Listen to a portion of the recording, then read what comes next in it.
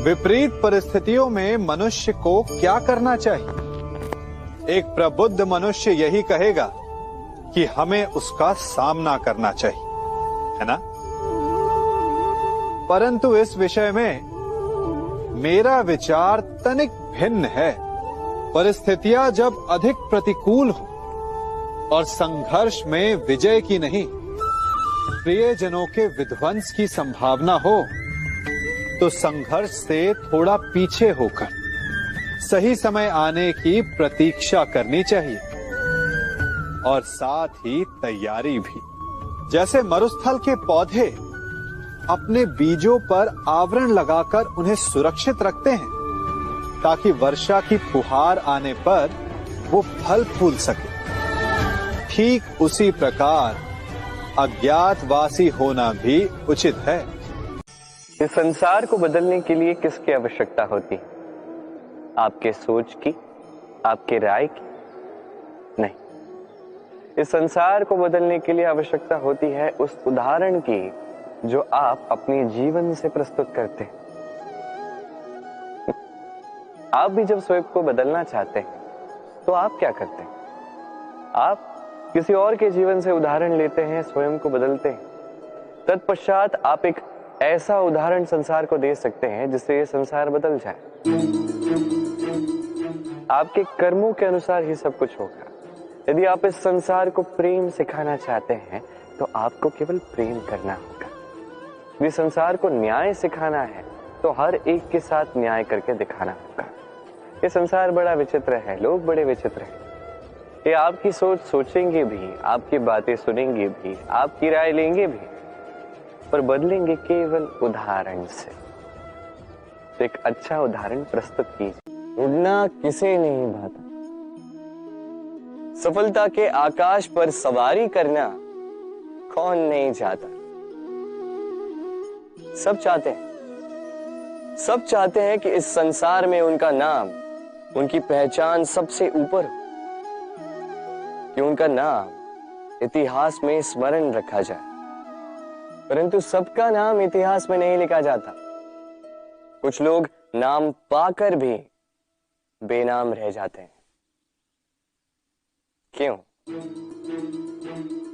क्योंकि वो धरातल से नाता तोड़ देते हैं। भूल जाते हैं ये बात कि उड़ान पूर्ण होने के पश्चात धरातल ही उन्हें विश्राम देगा, कि उनके कारनामों पर तालियां बजाने वाले, उनकी प्रशंसा करने वाले धरा पर ही रहते हैं और धरती पर रहने वाले लोग ही इतिहास लिखते हैं। तो सफलता का आकाश नापी, पर अपनों से, उन लोगों से मत कटिए जो आपकी इस सफलता का आधार है। तभी इतिहास में नाम होगा और तभी आप भविष्य में प्रसन्न रहेंगे। पहुंचने के लिए एक माध्यम की आवश्यकता होती है। अब कुछ इस माध्यम को मार्ग कहते हैं, कुछ पथ कहते हैं, तो कुछ कहते हैं सड़क। मनुष्य सदैव अपने लक्ष्य तक पहुंचने के लिए इसी मार्ग की खोज में रहता है। किंतु मनुष्य एक बात समझ नहीं पाता कि इस मार्ग में आगे बढ़ने के लिए इस मार्ग को पीछे ढकेलना भी आवश्यक है। यदि ये करने की क्षमता आप में नहीं है तो आपका मार्ग कभी आपको लक्ष्य तक नहीं पहुंचा सकता। दूसरी बात, यदि निरंतर प्रयास आप कर सकते हैं, यदि ये क्षमता आप में है, तो आप जब चाहे, जहां चाहे अपना मार्ग स्वयं बना सकते हैं। ईश्वर, जब भी हम ईश्वर को स्मरण करते हैं, ईश्वर से ये अवश्य मांगते हैं कि हम सदा स्वस्थ रहें। इन संकटों से, इन कठिनाइयों से हम सदा दूर रहें। किंतु ये बहुत बड़ी भूल है। अब आप सोच रहे होंगे कि मैं क्या बातें कर रहा हूं। बोला, ईश्वर से, संकटों से दूर रहने की कामना करना, ये भूल कैसे हुई? क्योंकि ये संकट, ये कठिनाई जिनसे हम दूर भागते हैं, जो संकट कुछ ही समय के लिए आता है और फिर जाने के पश्चात आपको अपने सगों, आपके हितैषी, आपके मित्रों की परख करवा देता है, आपकी सोई हुई समझ जगाता है, आपको और भी बलवान बना देता है। ये संकट जिससे हम दूर भाग रहे थे, यदि हम इन संकटों का सामना करना सीख जाए, इस अनुभव से सीखना आत्मसात करना, ये जीवन और भी अधिक आनंदमयी हो जाएगा। तो अब से जब भी ईश्वर को स्मरण करें, संकटों से दूर रहना नहीं, संकटों का सामना करने की शक्ति मांगे, स्वप्न देखें और निडरता से उसकी ओर बढ़े। ये स्वप्न अवश्य सच हो। अब सोचिए, यदि हर एक मनुष्य इस नन्हे से बालक की भांति ये सारे गुण अपने भीतर जागृत कर दे तो क्या होगा? वो भी ईश्वर तुल्य ही बन जाएगा।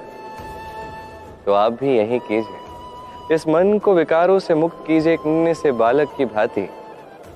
मन में ना कोई चिंता रखिए, ना मोह, ना क्रोध, न किसी प्रकार का छल कपट। सबको समान दृष्टि से देखिए और स्वयं में प्रसन्न रहना सीख जाइए। परिवार में पति पत्नी का संबंध सबसे बड़ा संबंध माना जाता है और है भी। सप्तपदी लेकर 7 जन्मों तक दोनों एक दूसरे के साथ जुड़ जाते हैं, एक दूसरे के अर्धांग बन जाते हैं।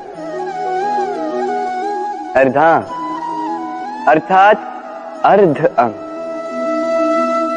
क्या इसका महत्व आप समझ पा रहे हैं? अपना समस्त जीवन किसी के साथ बांटना। किंतु क्या संसार के सारे पति पत्नी एक दूसरे के साथ अपना समस्त जीवन बांट सकते हैं? क्या इसमें सभी सक्षम रह पाए हैं? अपना जीवन किसी और के साथ बांटने के लिए सबसे महत्वपूर्ण बात है स्वीकृति, स्वीकार करना। सामने वाले व्यक्ति को स्वीकार करना, उसकी अच्छाइयां भी, उसकी बुराइयां भी। संपूर्णतः रूप से व्यक्ति को स्वीकार करना होगा, तभी ये संबंध बढ़ेगा, तभी ये संबंध और भी सुंदर बनेगा। एक दूसरे के दोष ढूंढना, उन्हें गिनाना, ये केवल और केवल एक ही कार्य करता है, इस संबंध के जीवन का नाश करता है। बस बदले में होना ये चाहिए, एक दूसरे के दोष समझकर उन्हें आभास करवाए बिना उन्हें सुधार देना चाहिए, उनकी कमियों को उनकी शक्ति बना देनी चाहिए। यही तो होता है दाम्पत्य, यही होता है बुराइयों का दमन और यही होता है गुणों का उदय। राधे राधे।